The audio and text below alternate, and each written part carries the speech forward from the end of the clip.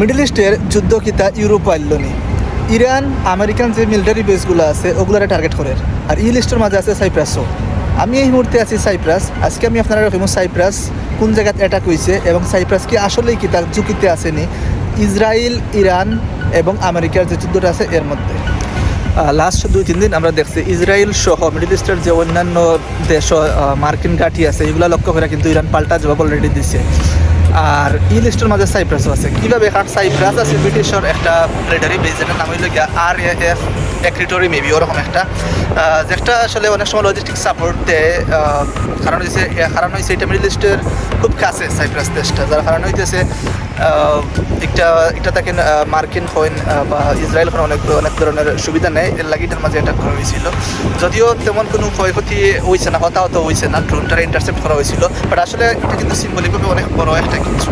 তাইলে প্রশ্ন হইলো এখন কিন্তু সাইপ্রাস ঝুঁকির মধ্যে আসেনি। আসলে যদিও সিকিউরিটি লেভেল বাড়ানো হয়েছে প্রায় এবং এয়ার ডিফেন্স লেভেলটারও জারি করা হয়েছে, তবে সাইপ্রাসের সিভিলিয়ান যে লাইফটা এটা এখন পর্যন্ত নর্মাল আছে। সব ইউনিভার্সিটি, স্কুল, কলেজ, আদালত সবগুলাই কিন্তু খোলা আছে।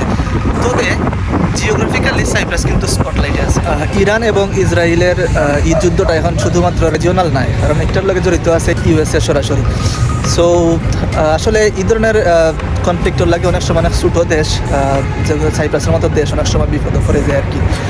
তো আমি মনে প্রাণে চাই যে যেহেতু ইসরায়েল এবং মার্কিন আগ্রাসনটা আমরা সবসময় দেখি ইরান, আমি সাইপ্রাস তাকিন বিষয়গুলো অবজার্ভ করলাম এবং আমি চাই ইরান যাতে তার পাল্টা জবাবগুলো চালিয়ে যায় এবং মার্কিন আগ্রাসন থাকেন তারা যাতে খুব সহজেই মুক্তি পায় এবং ইসরায়েলকে যাতে খুব বড় একটা তারা শিক্ষা দিতে পারে, এটা দেখার লাগে আমি অপেক্ষা করলাম।